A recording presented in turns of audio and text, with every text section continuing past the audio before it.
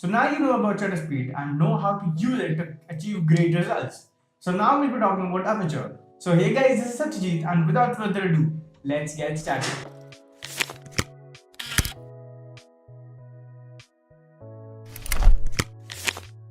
So now let's finally understand what is aperture. See, aperture is basically the opening of the lens through which the light gets in. You might have seen those values of f stops or f by something that's written on a camera or on a phone. So that is actually the aperture value. See, aperture values are represented in a form like f by something. Now let's come to what the aperture controls. So what exactly do you do when you change the aperture? You basically change the size of the hole that's in the lens so that a greater amount of light can get in. So aperture controls the amount of light that gets into the camera while you shoot a picture. So that means if the hole is bigger, you'll get more light into your image, and if the hole is smaller, you'll get less light into your image. That's a basic thing. There's a second thing that the aperture controls, that's the depth of field. So what is depth of field now?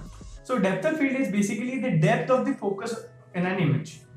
To simplify that, yes, you must have seen those portraits shot with a DSLR that have a blurry background. That means there is a shallow depth of field, or the depth of field is low over here. So that there is no depth in a field, the focus in the depth of the field is not there. So that means that image has a low depth of field.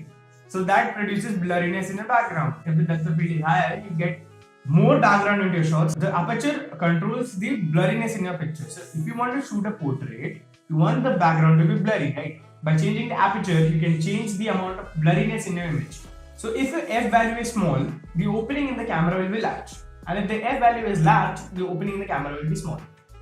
So to get good portraits, you need blurry background. So for portraits, you need to set the aperture value to the lowest f value that your camera permits. For shooting landscape, that is not the case because you want everything in focus.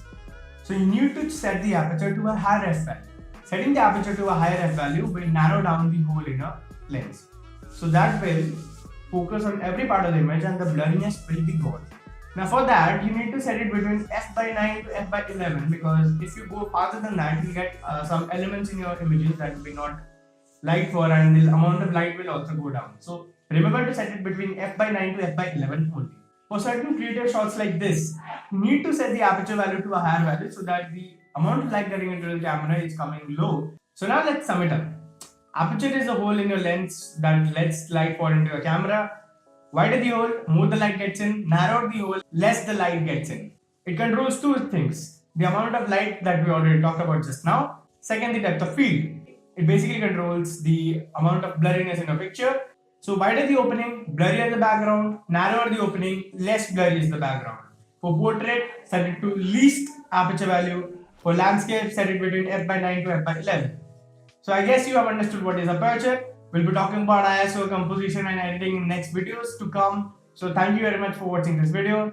This has been Satyajeet. Have a great day.